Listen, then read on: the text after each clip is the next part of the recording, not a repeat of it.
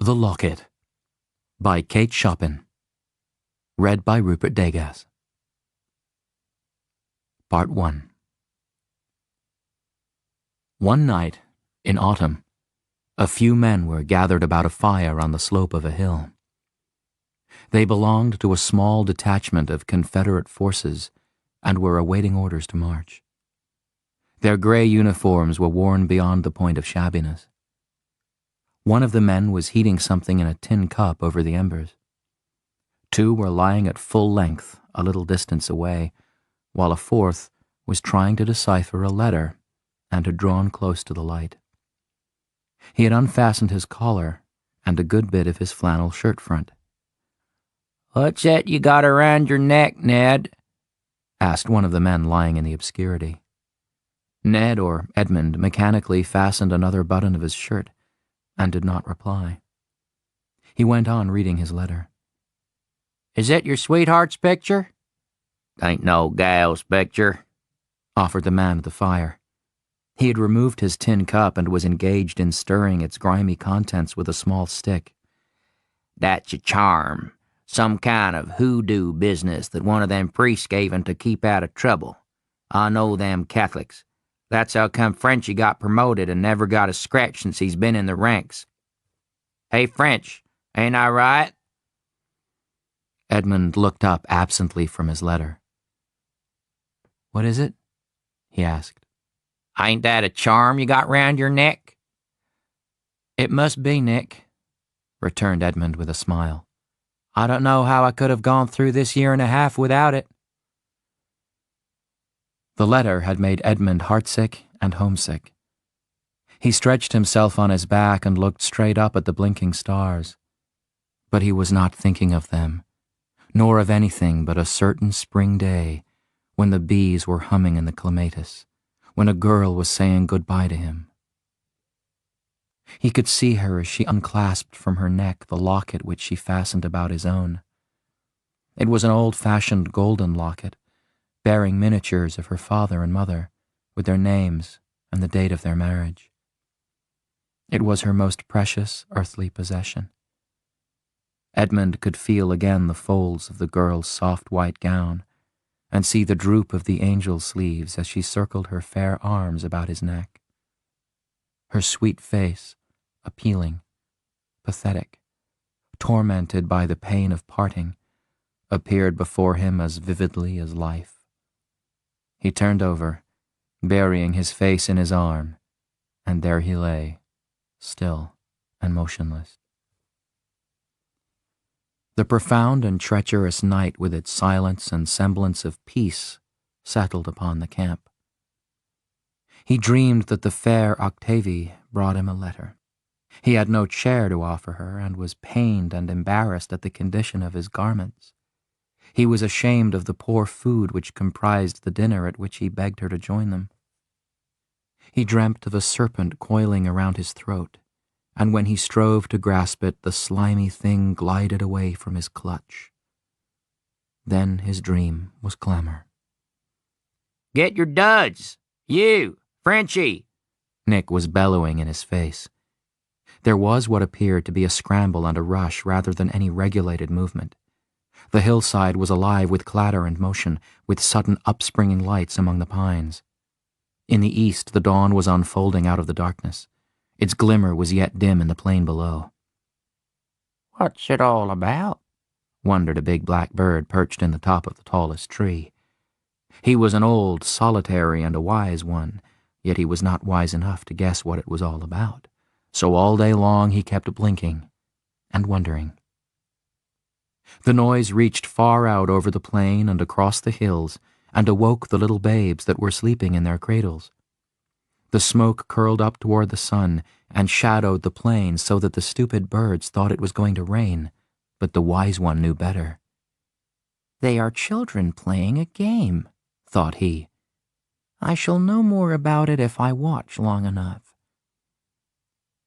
At the approach of night they had all vanished away with their din and smoke. Then the old bird plumed his feathers. At last he had understood. With a flap of his great black wings he shot downward, circling toward the plain. A man was picking his way across the plain. He was dressed in the garb of a clergyman. His mission was to administer the consolations of religion to any of the prostrate figures in whom there might yet linger a spark of life. A Negro accompanied him, bearing a bucket of water and a flask of wine. There were no wounded here. They had been borne away. But the retreat had been hurried, and the vultures and the Good Samaritans would have to look to the dead. There was a soldier, a mere boy, lying with his face to the sky. His hands were clutching the sward on either side, and his fingernails were stuffed with earth and bits of grass that he had gathered in his despairing grasp upon life. His musket was gone. He was hatless, and his face and clothing were begrimed. Around his neck hung a gold chain and locket. The priest, bending over him, unclasped the chain and removed it from the dead soldier's neck. He had grown used to the terrors of war and could face them unflinchingly. But its pathos, some way, always brought the tears to his old, dim eyes. The Angelus was ringing half a mile away. The priest and the Negro knelt and murmured together the evening benediction and a prayer for the dead. Part 2. The peace and beauty of a spring day had descended upon the earth like a benediction.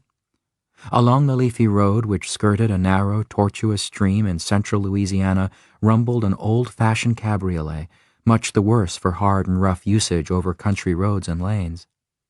The fat black horses went in a slow, measured trot, notwithstanding constant urging on the part of the fat black coachman.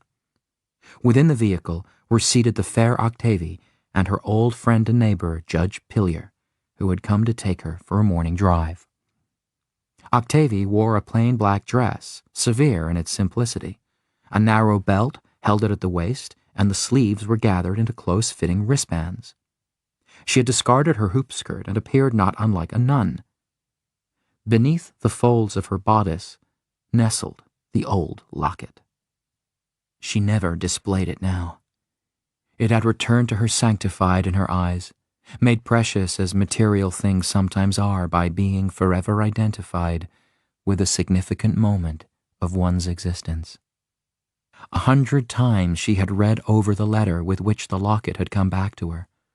No later than that morning she had again pored over it. As she sat beside the window, smoothing the letter out upon her knee, heavy and spiced odors stole into her with the songs of birds and the humming of insects in the air. She was so young, and the world was so beautiful, that there came over her a sense of unreality as she read again and again the priest's letter. He told of that autumn day drawing to its close, with the gold and the red fading out of the west, and the night gathering its shadows to cover the faces of the dead. Oh, she could not believe that one of those dead was her own, with visage uplifted to the gray sky in an agony of supplication.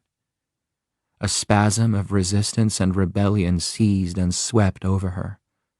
Why was the spring here with its flowers and its seductive breath if he was dead? Why was she here? What further had she to do with life and the living? Octavie had experienced many such moments of despair, but a blessed resignation had never failed to follow, and it fell then upon her like a mantle and enveloped her. I shall grow old and quiet and sad like poor Aunt Tavy, she murmured to herself as she folded the letter and replaced it in the secretary. Already she gave herself a little demure air like her Aunt Tavy. She walked with a slow glide in unconscious imitation of Mademoiselle Tavy, whom some youthful affliction had robbed of earthly compensation while leaving her in possession of youth's illusions. As she sat in the old cabriolet beside the father of her dead lover, again there came to Octavie the terrible sense of loss which had assailed her so often before. The soul of her youth clamored for its rights, for a share in the world's glory and exaltation. She leaned back and drew her veil a little closer about her face. It was an old black veil of her Aunt Tavy's. A whiff of dust from the road had blown in, and she wiped her cheeks and her eyes with her soft white handkerchief, a homemade handkerchief fabricated from one of her old fine muslin petticoats. "Will you do me the favor, Octavie?" requested the judge in the courteous tone which he never abandoned, "to remove that veil which you wear? It seems out of harmony some way with the beauty and promise of the day." The young girl obediently yielded to her old companion's wish, and unpinning the cumbersome, somber drapery from her bonnet, folded it neatly and laid it upon the seat in front of her. "Ah, that is better, far better," he said in a tone expressing unbounded relief. "Never put it on again, dear." Octavie felt a little hurt, as if he wished to debar her from share and parcel in the burden of affliction which had been placed upon all of them. Again she drew forth the old muslin handkerchief. They had left the big road and turned into a level plain, which had formerly been an old meadow. There were clumps of thorn trees here and there, gorgeous in their spring radiance. Some cattle were grazing off in the distance in spots where the grass was tall and luscious. At the far end of the meadow was the towering lilac hedge, skirting the lane that led to Judge Pillier's house, and the scent of its heavy blossoms met them like a soft and tender embrace of welcome. As they neared the house, the old gentleman placed an arm around the girl's shoulders, and turning her face up to him, he said, "Do you not think that on a day like this, miracles might happen, when the whole earth is vibrant with life? Does it not seem to you, Octavie, that heaven might for once relent and give us back our dead?" He spoke very low, advisedly and impressively. In his voice was an old quaver which was not habitual, and there was agitation in every line of his visage. She gazed at him with eyes that were full of supplication and a certain terror of joy. They had been driving through the lane with the towering hedge on one side and the open meadow on the other. The horses had somewhat quickened their lazy pace. As they turned into the avenue leading to the house, a whole choir of feathered songsters fluted a sudden torrent of melodious greeting from their leafy hiding places. Octavie felt as if she had passed into a stage of existence which was like a dream, more poignant and real than life. There was the old grey house with its sloping eaves. Amid the blur of green and dimly she saw familiar faces and heard voices as if they came from far across the fields. And Edmund was holding her dear Edmund, her living Edmund, and she felt the beating of his heart against her and the agonizing rapture of his kisses striving to awake her. It was as if the spirit of life and the awakening spring had given back the soul to her youth and bade her rejoice. It was many hours later that Octavie drew the locket from her bosom and looked at Edmund with a questioning appeal in her glance. "It was the night before an engagement," he said. "In the hurry of the encounter and the retreat next day, I never missed it till the fight was over. I thought of course I had lost it in the heat of the struggle, but it was stolen." "Stolen?"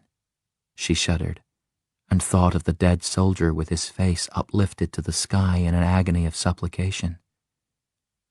Edmund said nothing, but he thought of his messmate, the one who had lain far back in the shadow, the one who had said nothing.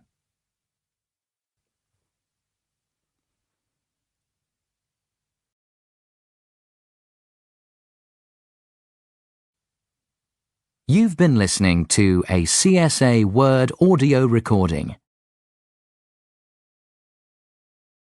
Audible hopes you have enjoyed this program.